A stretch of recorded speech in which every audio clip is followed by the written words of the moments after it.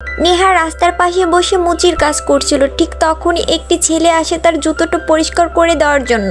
ছেলেটিই ছিল নেহার প্রথম কাস্টমার। এরপর নেহা খুব সুন্দর করে তার জুতাটা পরিষ্কার করে দেয়। জুতা পরিষ্কার হওয়ার পরে ছেলেটি মেয়েটিকে টাকা দিয়ে সেখান থেকে চলে যায়। নেহা হাতে টাকা তুলে নিয়ে দেখে ছেলেটি তাকে ডবল টাকা দিয়েছে। নেহা ডবল টাকা পেয়ে অনেক খুশি হয়ে যায় আর নিমিষের মধ্যে টাকাগুলো ভ্যানিশ হয়ে যায় নেহার হাত থেকে। নেহা সঙ্গে সঙ্গে ভয় পেয়ে সেখান থেকে পালিয়ে যায়। ঘটনাটি ঘটার পর নেহা অনেক চুপচাপ হয়ে যায়। এরপর নেহার মা নেহাকে জিজ্ঞেস করে কি হয়েছে মা, কিন্তু নেহা কিছুই বলে না। পরের দিন নেহা সকালে যখন আবারও কাজের জন্য বের হয় ঠিক তখনই তার সামনে একটি বোর্ড খুলে পড়ে আর নেহা নিচে পড়ে যায়। এরপর নেহা দেখতে পারে তার সামনে কিছু একটা লেখা আসছে। লেখাটি পড়তেই নেহা নিমিষের মধ্যে তার বাড়ি ফিরে আসে। নেহাকে দেখে নেহার মা জিজ্ঞেস করে তুমি বাসায় কখন ফিরলে, কিন্তু নেহাও এই বিষয়ে কোনো কিছু জানে না। সে অবাক হয়ে চুপচাপ হয়ে দাঁড়িয়ে থাকে। পরের দিন নেহা যখন আবার কলেজে যায় সে কিছু আবারও লেখা দেখতে পায়। যেখানে লেখা ছিল সে সবার মনের কথা পড়তে পারছে। এই সবকিছু দেখে নেহা বুঝতে পারে সে সবার মনের কথা পড়তে পারে।